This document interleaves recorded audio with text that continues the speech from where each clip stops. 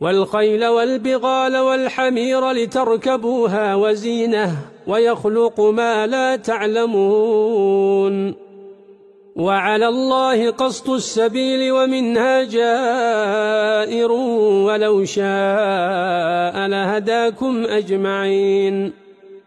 هو الذي أنزل من السماء ماء لكم منه شراب ومنه شجر فيه تسيمون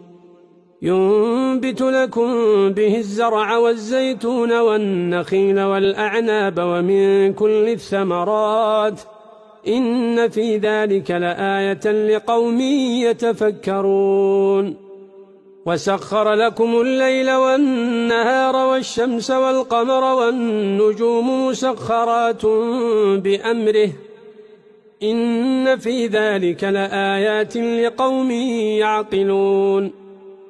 وما ذرأ لكم في الأرض مختلفا ألوانه إن في ذلك لآية لقوم يذكرون وهو الذي سخر البحر لتأكلوا منه لحما طريا وتستخرجوا منه حلية تلبسونها وترى الفلك مواخر فيه ولتبتغوا من فضله ولعلكم تشكرون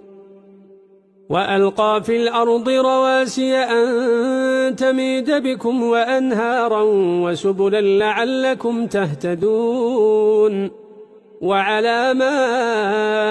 وبالنجم هم يهتدون أفمن يخلق كمن لا يخلق أفلا تذكرون وإن تعدوا نعمة الله لا تحصوها إن الله لغفور رحيم والله يعلم ما تسرون وما تعلنون والذين يدعون من دون الله لا يخلقون شيئا وهم يخلقون أموات غير أحياء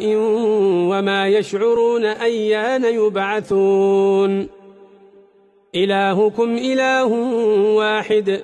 فالذين لا يؤمنون بالآخرة قلوبهم منكرة وهم مستكبرون